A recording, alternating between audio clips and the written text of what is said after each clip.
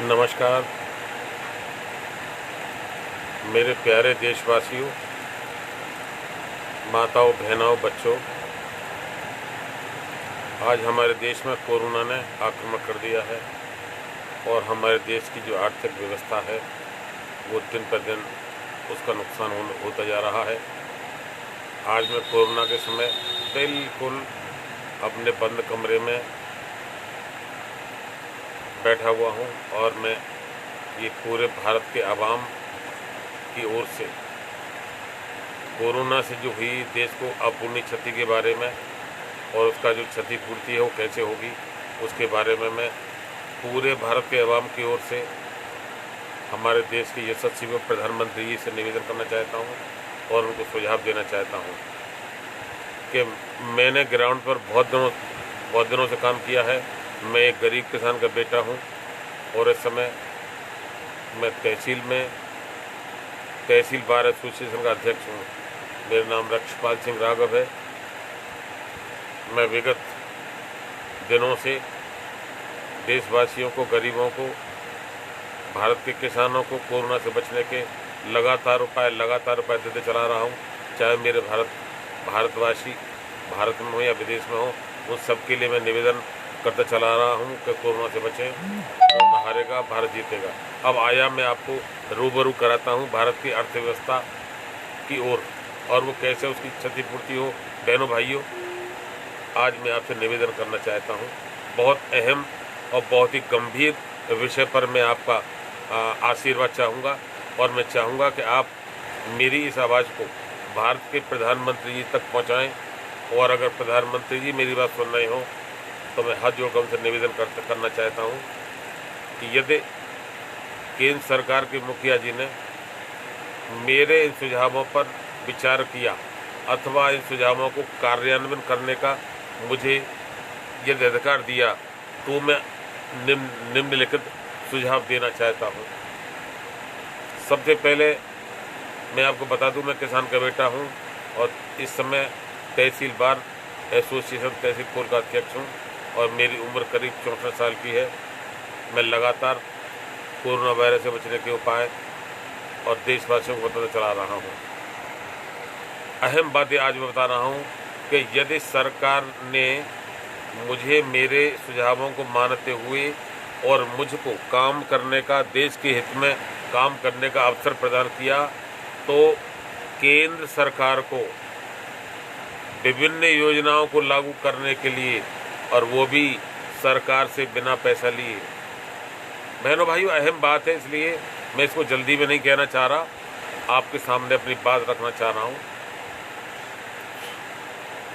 कि केंद्र सरकार को विभिन्न योजनाएं लागू करके, जैसे किसानों के हित की योजना, व्यापारियों के हित की योजना, गरीबों के हित की योजना, शिक्षा प्रणाली एवं अन्य विषयों पर एक कार्य योजना तैयार करके यदि उनको देश में लागू किया जाएगा और देश में व्याप्त जो भ्रष्टाचार है, जो योजनाओं का लाभ गरीबों को नहीं हो पाता है, यदि वो ख़त्म कर दिया जाता है। जैसे एक उदाहरण के तौर पर मैं बता दूंगा आपको कि शिक्षा को ही ले लीजिएगा।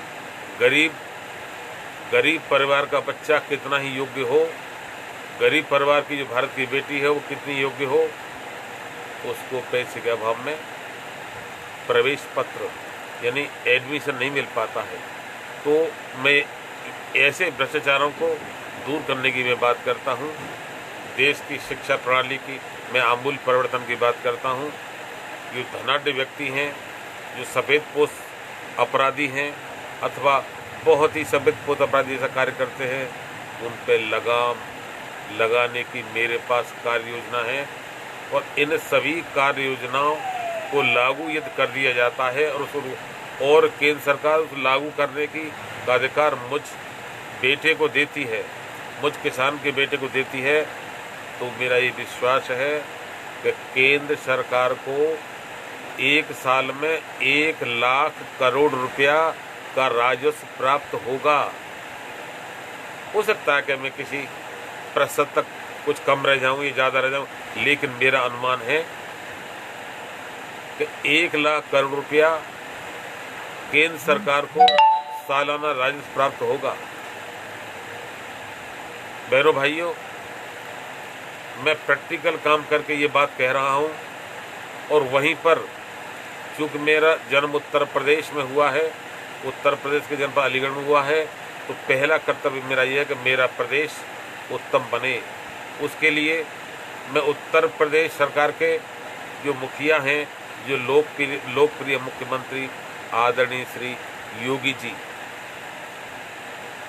से मैं निवेदन करना चाहता हूं कि इसी प्रकार की जनहित की, जन कल्याण की योजना, गरीबों के हित में योजना और अमीरों के द्वारा जो किया जा रहा है भ्रष्टाचार जो होता है, उसको समाप्त करके ऑनलाइन एक सॉफ्टवेयर के माध्यम से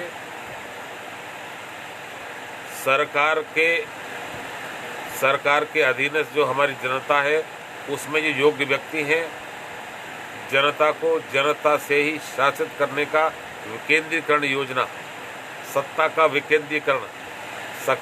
विकेंद्रीकरण जनता में दे दिया जाए।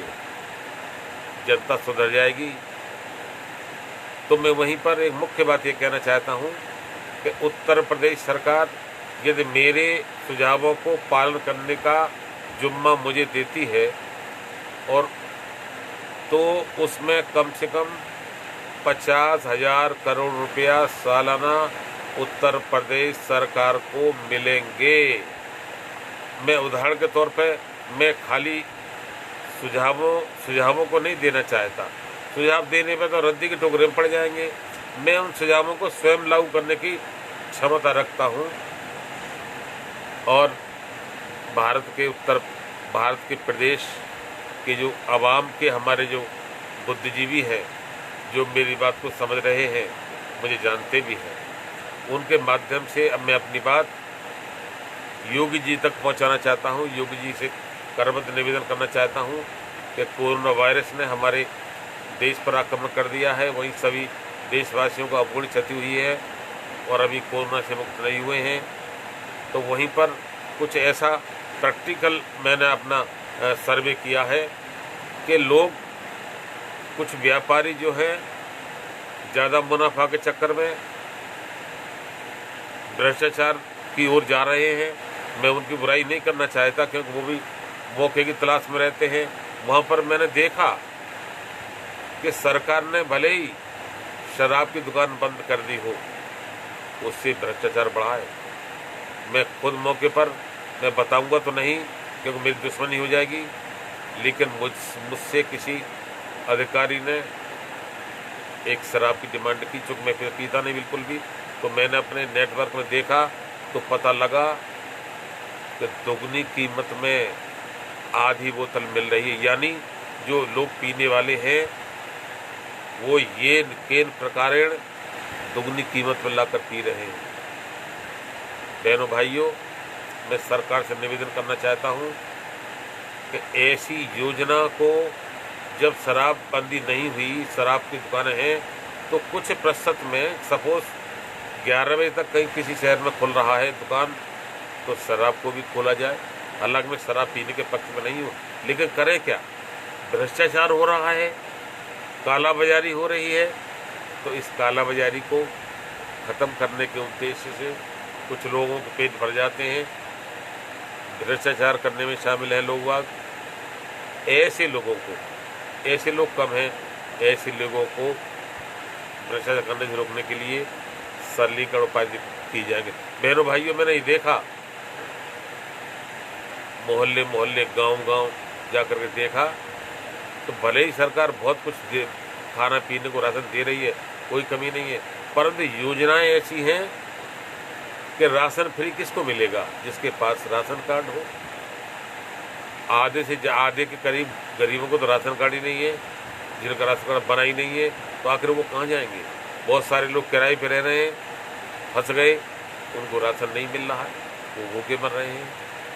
तो आया सरकार कर तो बहुत रही है, लेकिन ऐसी कुरीतियों को, ऐसी प्रस्तावों को माना जाए, सुझावों को माना जाए, और जितने भी हमारे बुद्धिजीवी हैं जो रिटायरमेंट लिए हुए हैं, उन सब लोगों को समाज की सेवा में लगा जाए। वहीं पर मैं निवेदन करना चाहता हूँ कि सबसे पहले जो मंत्री हैं विधायक हैं, नेता हैं, जो सरकार से पेंशन वेतन लेते हैं, वो कम से कम 1 माह का वेतन कोरोना के से हुई क्षति के लिए, और वहीं पर फौजी भाई भी अपनी स्वेच्छा से कम 1 या 2 दिन का वेतन, वहीं पर जो सरकारी कर्मचारी केंद्र के और राज्य के सरकारी कर्मचारी हैं, वो भी कम से कम अगर 1 माह का न हो तो कम से कम 15 दिन का, कम से कम 2 दिन का वेतन, एवं अन्य इसी प्रकार से जो पैन कार्ड धारक है वो 100 से रुपये 200 रुपया प्रति पैन धारक कोरोना वायरस से जो देश को क्षति हुई है उसको दूर करने के लिए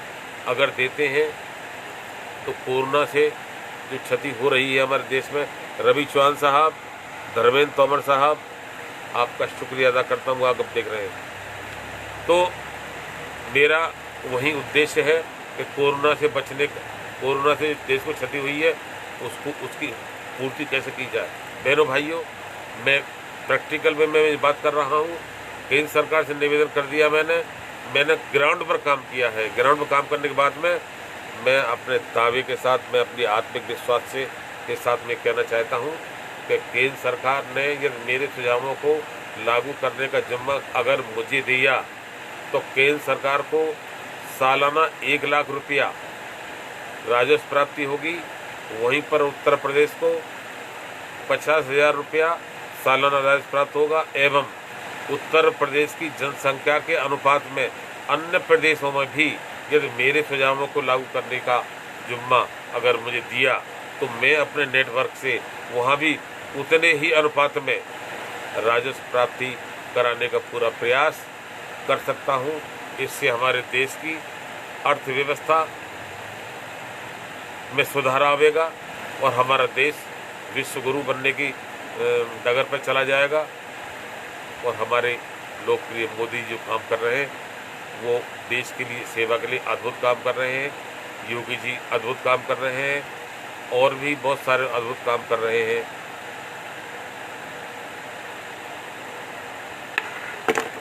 उमेश त्यागी साहब, आपका बहुत बहुत शुक्रिया। मैं ईश्वर की प्रेरणा से इस समय अकेला बैठा हुआ हूँ और देश के लिए मैं बहुत चिंतित हूँ। बहनों भाइयों, मैं गरीब किसान का बेटा हूँ। मैंने कोरोना से बचने के भी देशवासियों को उपाय बताए हैं। मैं आज आपको फिर बताए दे रहा हूँ कि अब तक जो भी कोरोना से मौतें हुई हैं वो कोरोना से तो हुई हैं, लेकिन जो कोरोना का भय, जो डर है वो दिमाग में जब बैठ गया उससे भी मौतें हुई हैं। बहनों भाइयों, अगर हम कोरोना के मरीज से कोरोना वायरस का अगर डर निकाल देते हैं तो आधी से ज़्यादा मौतें होने से बच जाएंगी, ये मेरा आत्मविश्वास विश्वास है। लेकिन व्यक्ति नेगेटिव सोच ज़्यादा करता है। उदाहरण के तौर पर यदि किसी व्यक्ति को अनायास ये बता दिया जाए कि उसको सांप ने काट दिया है और प्लास्टिक का सांप डाल दिया जाए, और सांप को काटने के बजाय उसको कांटे से अगर उसको चुभो दिया जाए तो उसको भय व्याप्त होगा। बहनों भाइयों, उसकी मृत्यु भी हो सकती है, जबकि वास्तव में सांप ने नहीं काटा। तो इसी प्रकार से मैं देशवासियों को और देश के डॉक्टरों को, देश के शासकों को से मैं निवेदन करना चाहता हूँ, जो भी कोरोना वायरस से बचने के उपाय डॉक्टर, अधिकारी, स्वास्थ्य मंत्री कर रहे हैं, उनसे मेरा निवेदन है कि जो मेरे उपाय बताए हैं उनको भी किया जाए, क्योंकि जो धरती माँ का जो अमृत है, जो धरती माँ की जो औषधि है वो रामबाण साबित होती है। लेकिन व्यक्ति की सोच जो है सकारात्मक होनी चाहिए। मैं आपको उदाहरण तौर पर बता दूँ कि सोशल मीडिया के माध्यम से एवं अन्य माध्यम से जो चाइना में मौत हुई है, उमेश त्यागी साहब, आपने लिखा हुआ है मानवता के लिए बहुत सराहनीय कार्य कर रहे हैं। त्यागी साहब, ये तो एक ईश्वर का है, मेरा तो एक शरीर है और वाक्य और शब्द ईश्वर के हैं, ये सब ईश्वर करा रहे हैं। तो मैं मुख्य मुद्दे पे आता हूँ कि जब उन डेड बॉडी का चाइना में परीक्षण करके पोस्टमार्टम किया गया तो पाया गया कि वहाँ जब यहाँ गले में उनको पोस्टमार्टम किया तो वहाँ का जो नर्वस सिस्टम है, जो श्वास की नलियाँ हैं, उनमें गले की खकार, बलगम और फेफड़ों तक जो जाता है वो जम जाता है। जमने के कारण जो है व्यक्ति श्वास नहीं ले पाता, घबराता है, मर जाता है। बहनों भाइयों, यहीं पर सावधान लेने की ज़रूरत है।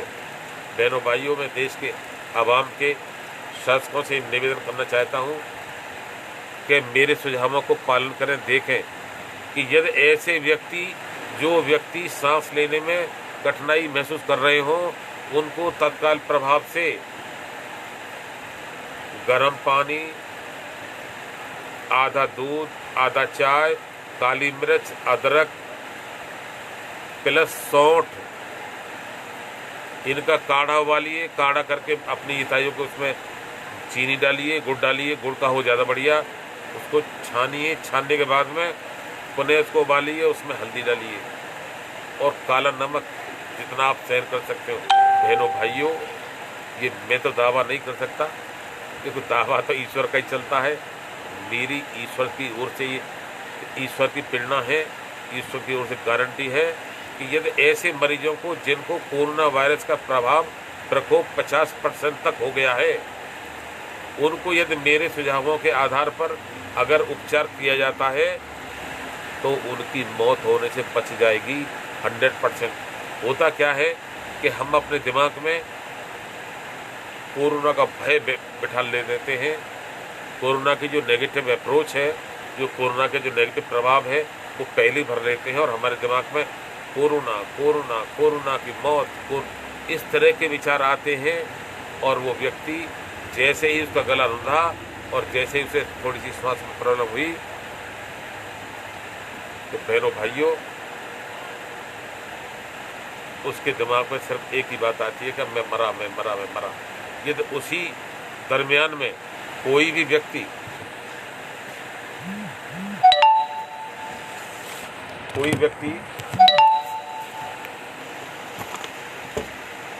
सकारात्मक सोच रखता हो और यदि जरा भी प्रभु पे ध्यान करके केवल 3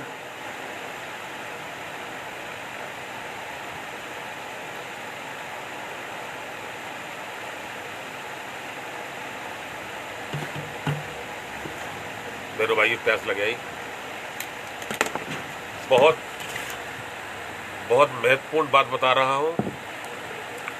यदि कोई व्यक्ति कोरोना से ग्रसित हो अथवा उनके दिमाग में भय हो या नेगेटिव अप्रोच हो, तो तत्काल प्रभाव से कच्ची प्याज का सेवन करें और नित्य प्रतिदिन जरा भी गले में खरांश हो, आपको जुकाम हो, खांसी का प्रभाव हो 5% भी, आधा पानी, आधा दूध, काली मिर्च, सौंठ और इसके अलावा इलायची का काढ़ा बनाइए। काढ़ा बनाने के बाद छानिए, छानने के बाद फिर दोबारा अपने यथायोग मीठा डालें और उसमें हल्दी डालें। बहनों भाइयों, हल्दी और नमक डालें। बहनों भाइयों, ये भगवान की ओर से, ईश्वर की ओर से लिखित में गारंटी दे सकता हूँ कि उनका कोरोना वायरस बिल्कुल सही हो जाएगा। लेकिन हमारा एक निवेदन शर्त यह है कि मन, बुद्धि और भाव आपका उस दवा को पीते वक्त में ये होना चाहिए और 3 मंत्रों का उच्चारण करें। मैं मास्टर सर्वशक्तिमान हूँ, ये उच्चारण करते हुए उस मंत्रोच्चारण के साथ में मैं मास्टर सर्वशक्तिमान हूँ, मैं निरोगी आत्मा हूँ, प्रभु मेरा सफलता जन्मसिद्ध अधिकार है, मैं स्वस्थ हूँ, मैं स्वस्थ हो रहा हूँ, मैं स्वस्थ हो रहा हूँ, मैं स्वस्थ हो रहा हूँ, मैं सर्वशक्तिमान हूँ, मैं निरोगी आत्मा हूँ, मैं स्वस्थ हो रहा हूँ और स्वस्थ हो गया। ऐसा ध्यान, अनवरत ध्यान करते हुए यदि उसको सेवन करते हैं, 100 में 100% नहीं बल्कि 200% आपको लाभ होगा। और कोरोना का जो 50% से जो तक आपका बीमारी है वो रिकॉल होने लगेगी और धीमे धीमे आप वही करते रहिए। सामने से हाथ धोइए और तो उपाय करें, लेकिन ये उपाय करें और दिमाग में रखें, आंख बंद करके, मैं सर्वशक्तिमान हूँ, मैं मास्टर सर्वशक्तिमान हूँ, मैं मास्टर सर, ऐसा ध्यान करते हुए विजुलाइज करिए, कल्पना करिए कि मेरे अंदर सर्वशक्तिमान की का असर आ गया। और देखिए, मैं आपको एक बड़ा, आज मैं फुर्सत में बैठा हूँ, बात कर रहा हूँ आपसे बड़े भाव से। पहले ध्यान पर अपना ध्यान यहाँ लेके आए, ये यहाँ लेके आएंगे तो फिर क्या कहेंगे, प्रभु नमस्कार। प्रभु का टच हो गया आपके, यानी आपका प्रभु से संपर्क बन गया। प्रभु नमस्कार, फिर क्या कहेंगे, प्रभु मैं सर्वशक्तिमान हूँ और आप शक्ति के सागर हैं। फिर समझिए ये बात को, मैं सर्वशक्तिमान हूँ और प्रभु आप शक्ति के सागर हैं और आपकी शक्ति मेरे अंदर प्रवेश कर गई है। और उस शक्ति को चुटिया के माध्यम से प्रवेश करते हुए देखिए, महसूस करिए। और जब महसूस करेंगे तो वास्तव में वो शक्ति आपके अंदर यहाँ पर प्रवेश कर जाएगी। और वो शक्ति कहाँ से प्रवेश करेगी, ये मस्तिष्क के यहाँ से 4 अंगुल यहाँ, 4 अंगुल के बीच में, यानी यहाँ से 4 अंगुल यहाँ और यहाँ के बीच में जो प्लस पॉइंट है यहाँ, वहाँ पर आप ध्यान करिए। और यहाँ अगर पकड़ेंगे तो आत्मिक तत्व नजर आ जाएगा धीमे धीमे। तो जब वहाँ आपको आत्मिक तत्व नजर आ जाएगा तो उसमें करेंगे, मैं सर्वशक्तिमान हूँ और प्रभु आप शक्ति के सागर हैं और आपकी शक्ति मेरे शरीर में प्रवाहित कर रही है और मैं बिल्कुल सही हो रहा हूँ, मैं सही हो गया, मैं सही हो रहा हूँ। दूसरा, मैं निरोगी आत्मा हूँ, मैं विघ्न विनाशक गणेश बन गया हूँ और मैं संसार की सबसे सुखी आत्मा हूँ। ये 3 अगर आप इन संकल्पों को करेंगे और मंत्र का उच्चारण करेंगे 21 बार, अथवा आपका मन और भाव बुद्धि कितनी देर में आपको एकाग्रचित ले आती है। मनोज केशव साहब, रवि चौहान साहब, आपका बहुत बहुत शुक्रिया, आप मुझे अनवरत देख रहे हैं। मैं आपका स्वागत करता हूं अपने छोटे से स्टूडियो में। तो अनवरत करेंगे तो बहनों भाइयों, जो कोरोना के 50% से ज़्यादा जो मरीज हैं, उनकी जो बीमारी 50% ऊपर जाती है वो कतई नहीं होगी। लेकिन हमारे यहाँ भाव और बुद्धि और मन का अभाव है। लोग नेगेटिव ज़्यादा सोचते हैं, पॉजिटिव सोचते हैं। और एक आश्चर्यचकित मैं आपको तथ्य बता दूं, चार्ज करना, पानी चार्ज करके पिए, खाना चार्ज करके खाएं। बहनों भाइयों, इसकी एक विधि है। अगर पानी चार्ज करते हैं तो पानी चार्ज कैसे किया जाएगा, आप पानी लोटे में भर लीजिएगा और उस पानी में अपनी दृष्टि डालिए और दृष्टि डालते में क्या करेंगे, मैं सर्वशक्तिमान हूँ, मैं सर्वशक्तिमान। ध्यान करिए तो समझ लो जो आंखों की दृष्टि है, उस दृष्टि में सर्वशक्तिमान का गुण है, वो पानी में चला जाएगा। पानी में ऐसा महसूस करिए, विश्वास करना है आपको, पानी में आपको चला जाएगा। मैं निरोगी आत्मा हूँ, मैं संसार की सबसे सुखी आत्मा हूँ। ऐसा मंत्र करते हुए आप पानी को चार्ज कर लीजिएगा और 1 मिनट बाद पानी को आप पी लें या पानी कई और घड़े मिला दें, तो निश्चित तौर पर मानिए कि आपकी सारी बीमारी दूर हो जाएगी, 100% दूर हो जाएगी। ये रहा पानी को चार्ज करने का तरीका। अब इसी प्रकार से जब आप खाना खाते हैं तो खाना जब खाएंगे तो बिल्कुल आप टीवी बंद कर दें, किसी से बात ना करें, बिल्कुल एकाग्रचित में खाना खाएंगे और खाना भी इसी प्रकार से चार्ज होता है। खाने पे दृष्टि डाली होकर हाथ जोड़ करके, मैं सर्वशक्तिमान हूँ, मैं सर्वशक्तिमान हूँ। और आँखों की दृष्टि जब डालेंगे तो आँखों के माध्यम से वो सर्वशक्तिमान की जो शक्ति है, पॉजिटिव रेज हैं, वो खाने में चले जाएंगे। तो आप खाने को खाइए। बहनों भाई, भाई अद्भुत चमत्कार मेरे जीवन में है, मुझे अद्भुत अनुभव हुई है, मैं उस अनुभव को साझा करना चाहता हूँ।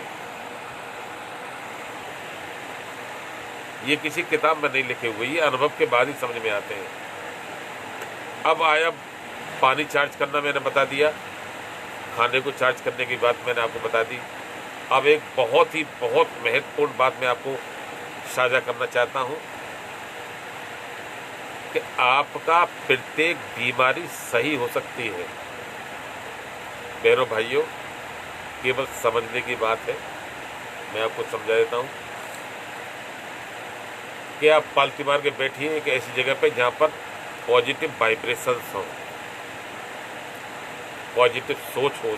उस जगह पर दोनों हाथ में मिलाइए, उस दोनों हाथ को मिलाकर के रगड़िए,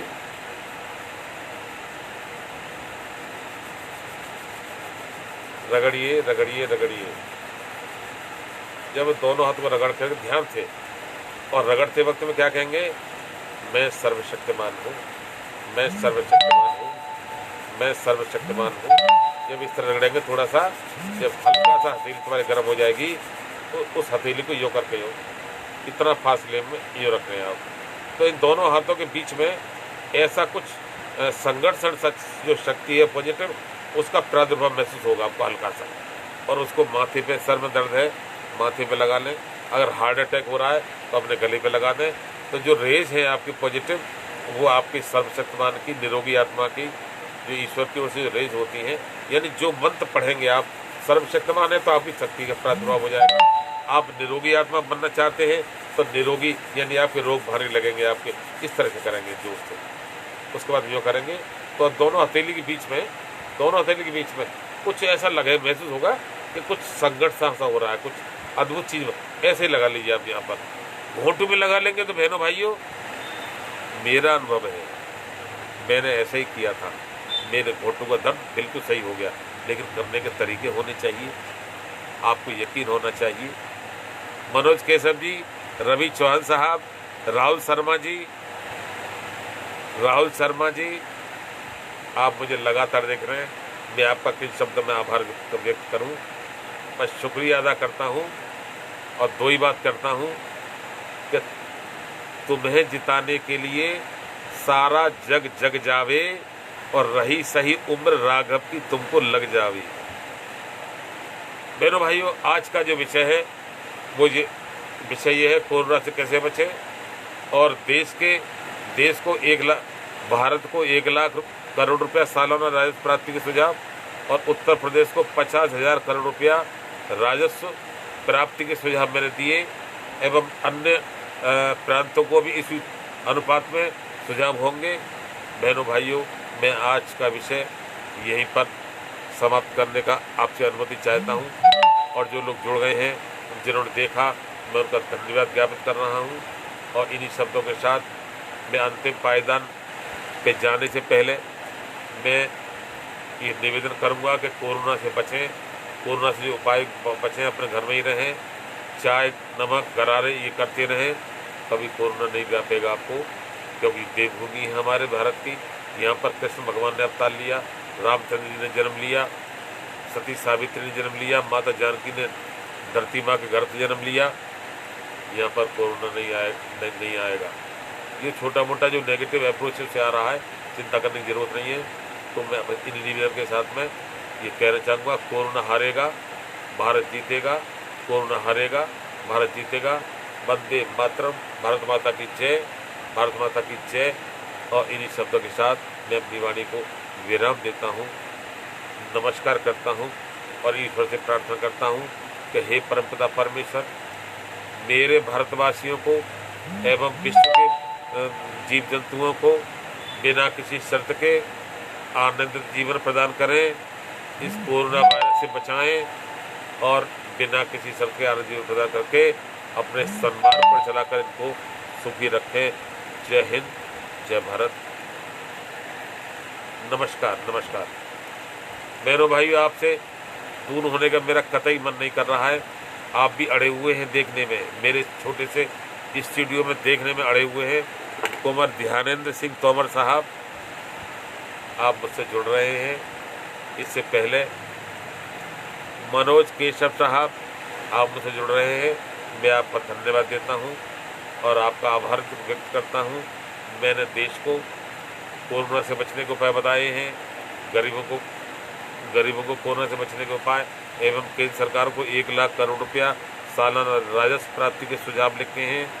उत्तर प्रदेश को 50,000 रुपया सालाना राजस्व प्राप्ति के सुझाव लिखे हुए हैं। और मैंने उनसे मांग की है कि यदि मेरे सुझावों को पालन करने का मुझे मौका मिलता है तो केंद्र सरकार को 1 लाख करोड़ रुपया सालाना, उत्तर प्रदेश सरकार को 50,000 रुपये सालाना राजस्व प्राप्त होगा। इन शब्दों के साथ मैं अपनी वाणी को विराम देता हूँ। जय हिंद, जय भारत, नमस्कार।